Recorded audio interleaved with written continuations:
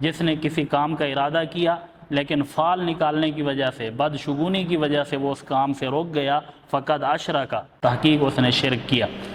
تو ہمارے ہاں جو یہ مختلف قسم کے توہمات پائے جاتے ہیں کہ کوئی بندہ جا رہا ہے، راستے میں کالی بلی نے اس کا راستہ کاٹ لیا، سامنے سے کالے رنگ کی بلی گزر گئی، تو جس کام کے لیے جا رہا ہے وہ کام نہیں ہوگا، یہ بھی خلاف شریعت بات ہے۔ یا صبح کے وقت دیوار کے اوپر کوا بول رہا ہے تو آج مہمان آئیں گے، یا جوتا الٹا پڑا ہے تو کوئی مصیبت آئے گی یا نوست کی علامت ہے،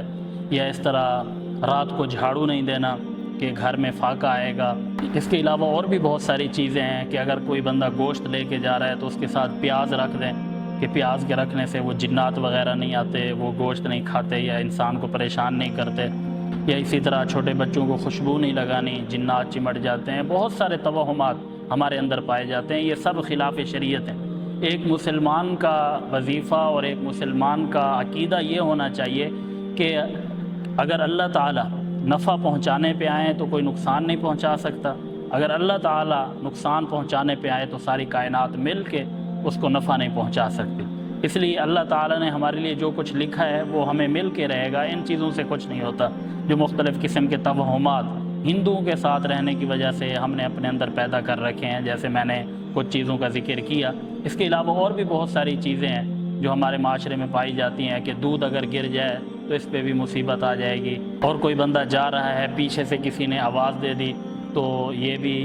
جس کام سے جا رہا ہے وہ کام نہیں ہوگا۔ یہ سب خلاف شریعت باتیں ہیں۔ اس کے علاوہ لوگ کسی اہم کام کے لیے فال نکالتے ہیں کہ بھئی ہم یہ کام کرنا چاہ رہے ہیں، کریں یا نہ کریں، اس کے لیے فال نکالتے ہیں۔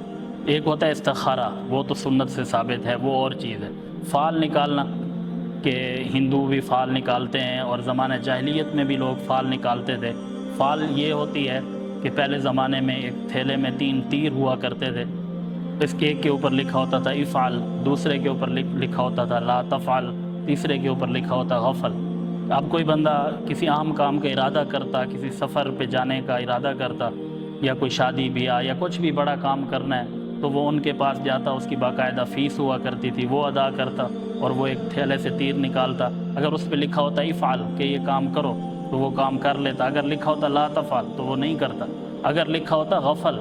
تو غفل کا مطلب کچھ پتہ نہیں، ٹرائی اگین، دوبارہ کوشش کریں، تو وہ دوبارہ فیس اس کی بھری جاتی، پھر وہ فال نکالی جاتی۔ تو یہ تیروں کے ذریعے فال نکالنا، اس کو قرآن میں بھی اللہ نے منع کیا، سورۃ المائدہ کے اندر ہے، اور مسند احمد کی حدیث ہے، آپ صلی اللہ علیہ وسلم نے فرمایا جس نے کسی کام کا ارادہ کیا لیکن فال نکالنے کی وجہ سے، بدشگونی کی وجہ سے وہ اس کام سے رک گیا، فقد اشرکا، تحقیق اس نے شرک کیا۔ اس لیے یہ فال نکالنا، اور ہمارے ہاں ٹی وی چینلز پہ یہ پروگرام لگتا ہے کہ آپ کا ہفتہ کیسا رہے گا، اس کے اندر یہ ستارے دیکھ کے بات کی جاتی ہے۔ یہ سب باتیں خلاف شریعت ہیں کہ آپ نے اس ہفتے میں یہ کام کرنا ہے، اس ہفتے میں یہ کام نہیں کرنا، تو اس کے بارے میں تو بڑی سخت وعید ہے۔